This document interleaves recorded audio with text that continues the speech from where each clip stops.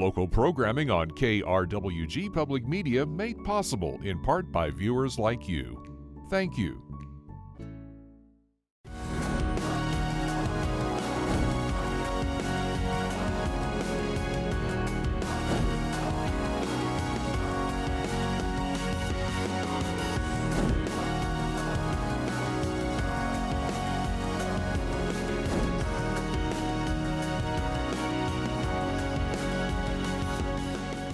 Thank you for joining us for Fronteras, A Changing America. I'm Scott Mercado.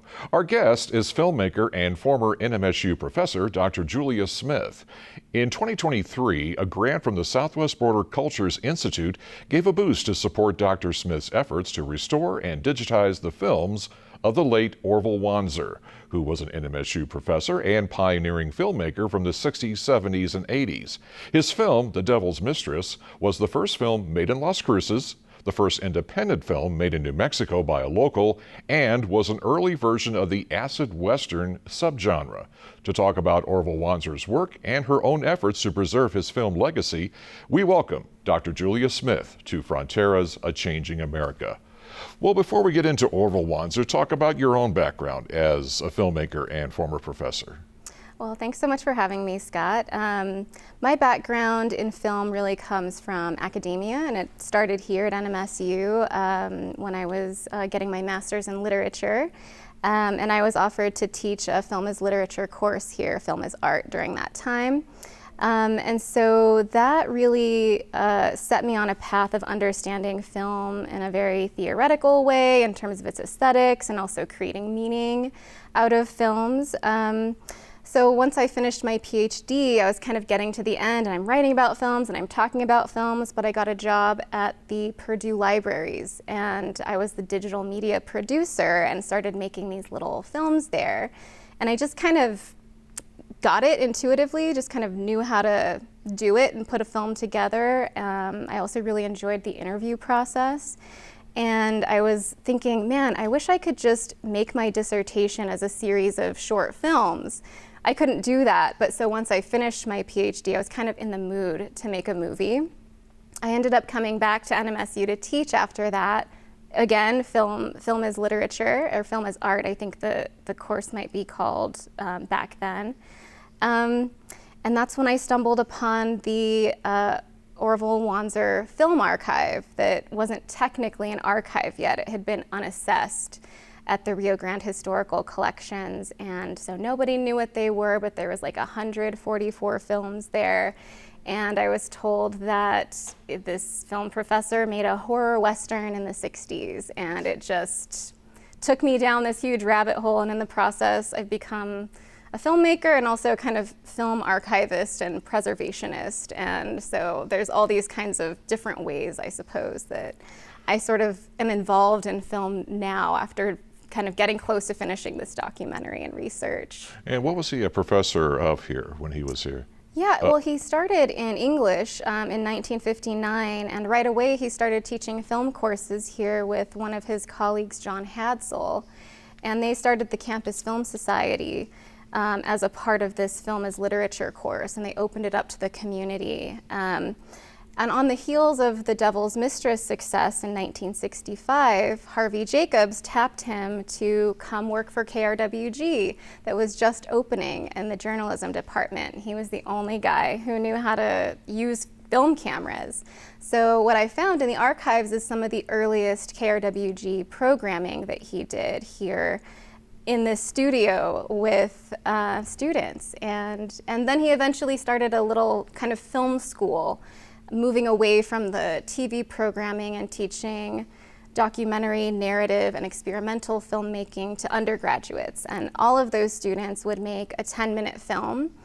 And a lot of those films are also what I've found in his archive here at NMSU in the collection. Well, what was it about his style, the more you went down the rabbit hole, as you put it, that drove you to discover more and to go through the whole process of digitizing and archiving?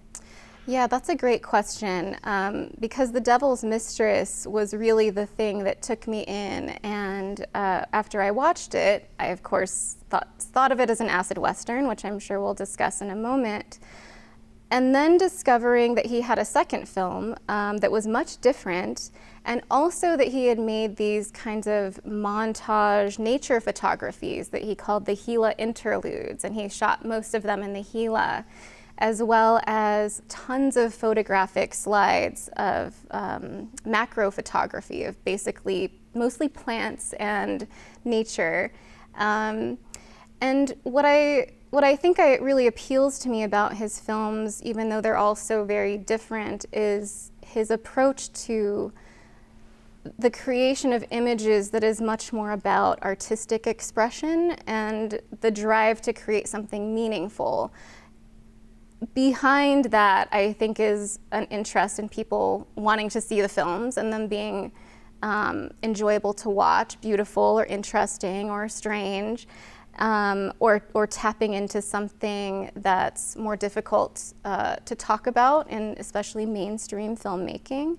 And I've always been appealed to outsider filmmaking, avant-garde, experimental, genre-bending types of films, because I think they are capable of doing so much films that we actually don't tap into often. Well, that leads us to The Devil's Mistress. What is it about? How would you describe the plot? The plot, in a nutshell, is there's 4 outlaws, and they are escaping into the Oregon Mountains. It starts in the foothills of the Oregon Mountains, and they come upon a cabin where they discover a man and his wife or daughter. It's not really clear what their relationship is. He calls her his woman. And these outlaws become suspicious. Like, how do you guys have food out here? How are you not getting murdered by the Apache who are defending this territory? I think he said it around, like, the late 1800s. Wanzer deliberately kind of put it at that time where there was all this kind of conflict between the settlers and the native population. And so they end up murdering the husband, raping the woman, and taking her as hostage. And the rest of the film, she then kills them off one by one in strange and mysterious ways. And so it's a kind of occult horror Western that has this rape revenge narrative as well, which I would argue it might be the first ever rape revenge film that a woman takes the revenge herself rather than someone doing it for her. Which was sort of pioneering for its time too. Definitely. Yeah, I think those gender relationships he was really interested in kind of inverting and pushing those kinds of comfortability that we have of how women act on screen. So it's been deemed an acid Western. Did he give it?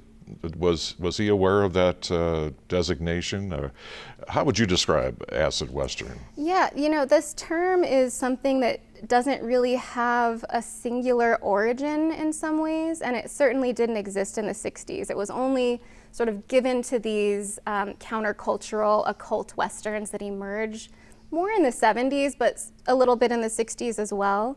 And so my shorthand for it is like an occult Western or a metaphysical Western, where you're tapping into the things that we can't see. And I think that also makes it trippy, in a more psychedelic or countercultural way, where it's like time and space are a little off and we don't really have a sense of narrative clarity, or progression, where the meaning isn't kind of immediately given to us. It only comes retroactively when we sort of work on it to see, like, what did that mean, And if anyone has seen The Devil's Mistress, they know that it is a mysterious film, and it's hard to pin down any specific thing that makes it make sense, in its entirety of like, well, what happened, Well, you made a documentary about the making of the film called Birth of the Acid Western. Has it since been completed? Where are you at on that? Well, that has been the project for, since basically late 2018 late 2018, early 2019. When I finally saw the film and decided to make a documentary on it, and happened to find out that Wanzer was still alive, and got 4 interviews with him, one of them with a crew of student interns.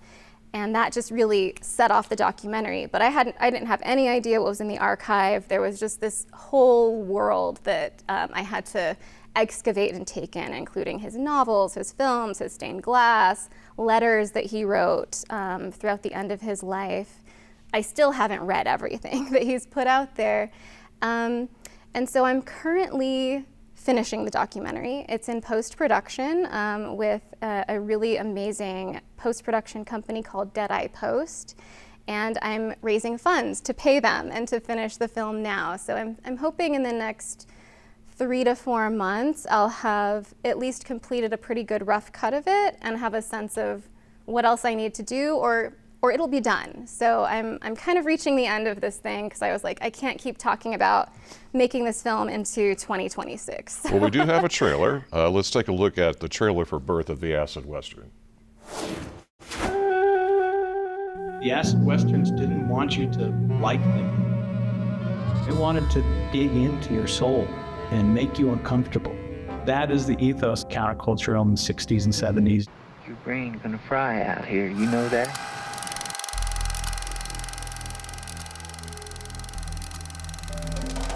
They have been in their original cans on the stacks down in the archives.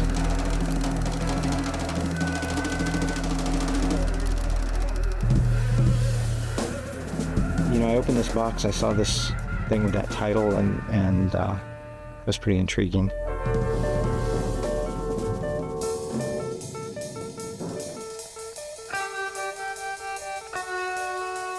This is unique, it's different. It was made in Las Cruces by locals. It's also the first feature film ever shot in Las Cruces. Cowboys riding up on a cabin occupied by what turned out to be the devil and his mistress. It's like a vampire western. Every time I've asked about Orville, like, he never existed, which is so odd, and there's no trace of him anymore. I guess I could ask you why you came here. Oh, okay. Certainly not for any academic reasons, because I had never heard of New Mexico State. I didn't know a damn thing about Las Cruces. I've never been in the desert. This is a nice part of the world. I'll take a shot at it. Came to New Mexico State in 1959, August, hired on as a instructor. Las Cruces was a small town at that time. Everyone knew everyone. Getting to know Orville, I saw some pretty strange stuff. Some films that I would never go see in a movie theater. Students got swept into this. The problems that we have are largely problems of the mind because we live in an artificial world that we've created that no longer can satisfy the natural demands of an animal on the surface of the earth. We now measure our whole world almost solely in terms of that dollar. I have never seen a religion as profound as the worship of the American dollar. He did not really fit in this surrounding. I mean, here's a guy who was in Hollywood, who loved cinema. You know, Bergman and Las Cruces and Alamogordo, I mean, it's like two different worlds, yeah. The sadness slowly left me as I walked across the street. There's a difference between films that are from New Mexico and films that are made in New Mexico. Not a lot of it is originating from New Mexico. We were doing it for the art of making a movie. After all, Bergman did it with a community. Fellini did it with 4 or 5 people.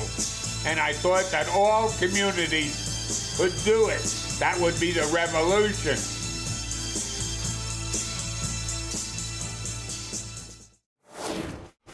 All right, Orville Wanzer also made another film, totally different in style, called George Andrews. Talk about that. Yeah, George Andrews was made about 5 years after The Devil's Mistress. I think in 1970, it was around the year it was completed. And this is a black and white film starring Orville Wanzer as an NMSU professor who gets into a car accident and begins to completely change his life. Suddenly he's disaffected.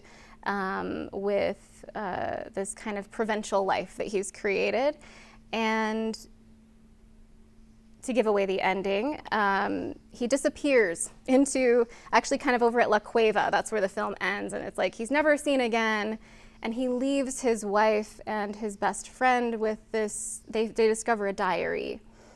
And what they discover in there is the words of a man that they didn't know. And so the film is kind of told in this temporally interesting way, where it's kind of like they're discovering this, but it's also showing his life and what happened before the accident, and then him sort of writing in these journals. And it's a very Is it more of a personal film, would you say? Yes, I would say that. And I would also say it's more of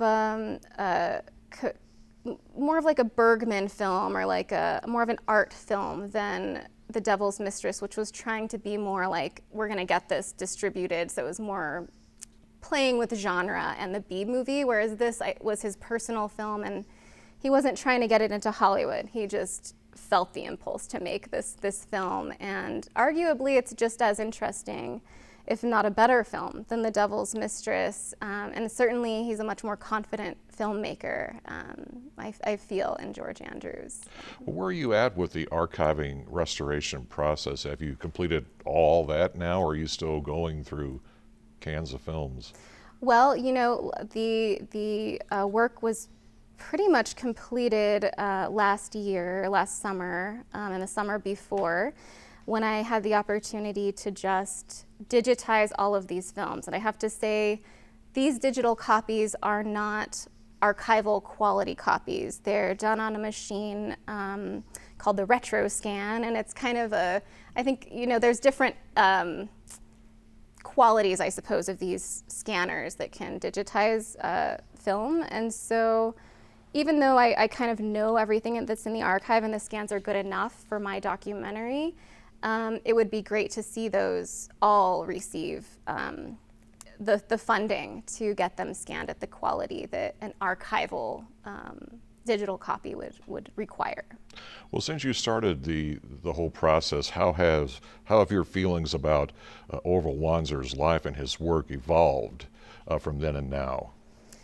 In some ways, he's still this kind of figure that I saw him as early on, which is an iconoclast, somebody who is not following along with the rules that most people would associate of, you know, good behavior, or what's worth studying, or what's worth doing in this life. And in some ways, I think, you know, when you find a story about a person's life, it no longer became about his film. It was about his art and his life, and there was this more biographical quality to it. And so I think one of the things that I've done, and it's helped me grow as a person too, is sort of grapple with some of the things that you find out about a person that are like, ooh, that's a little, you know, hard to wrap my head around in the context of this story, or how does that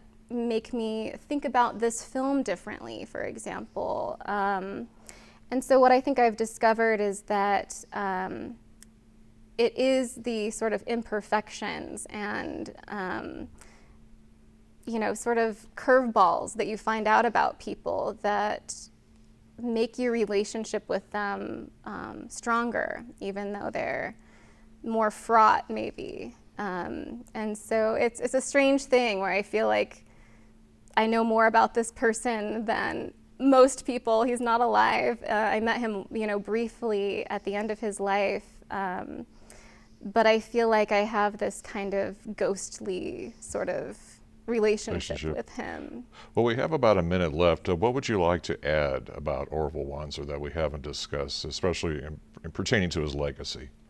One of the things I like to think about with Orville Wanzer was his goal with The Devil's Mistress, which was to create, he created the first independent production company, and he saw that as being a possibility in New Mexico. Because of our beautiful landscape, we can make films cheaply, with locals, with an amateur cast, and these can be meaningful films. And in some ways, I see that legacy maybe coming to fruition more, despite the fact that we do have a sort of heavy industry Hollywood focus, that we're not really sure at this point how much it's helping the locals. And so I think for Wanzer, it's this legacy of filmmaking in New Mexico that's independent. It's for the people and by the people, and it's not necessarily for profit. It's so that we can keep making art on our terms. Well, Julia Smith, thank you so much for visiting us and talking about the life and work of Orville Wanzer. We appreciate it. Thanks so much, Scott.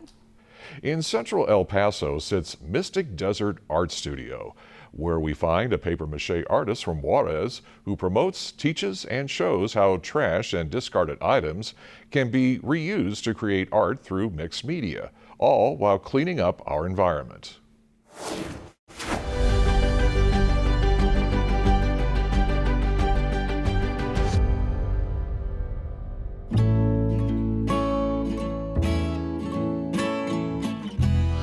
When I was in high school, I had an art teacher who taught me a basic formula of papier-mâché. And from there, it kind of like blew my mind of all the possibilities that you could do with everything that is lying down without any use. We create different workshops in which we teach the magic, the splendid world of papier-mâché. One of our goals is to have more papier-mâché artists in the region, also share the joy. These were from the last workshop that was done here in Mystic Desert, which is from our amazing brother friend, Gabriel Marquez, amazing artist from the region as well. And thanks to him for opening the doors, we also have the opportunity to showcase the work of the participants and also of this project that we've been working on, which is called Masura, in which, like we were talking, we're recycling the newspaper and the cardboard and also picking up trash from different places of the region to reuse it and to decorate our identity, to make it beautiful. I find it extremely important to share any type of expression to the community, because the community deserves to know about all of these different expressions, especially of the expression that uses recycle, reducir, reciclar, y reusar, reuse. But all of the different expressions are important. It's just a matter of also being conscious of what you're using, no, and what's the impact as well. We've been doing workshops for about 4 years, about 4 or 5 years, and it's been amazing. The results are always very satisfying and surprising. Everybody puts out a big smile and really kind of like finds themselves into the character and into the narrative that they created, and it's just really fun. It's a very therapeutic time for oneself, and it's just a very nice feeling. And we invite people to collect trash and bring it over and reuse it, and it's just super fun. It's like a trash party, basically. Trash could be great prime material for a lot of different things, and yes, healing the planet, healing yourself, and also helping yourself to also enjoy all this process.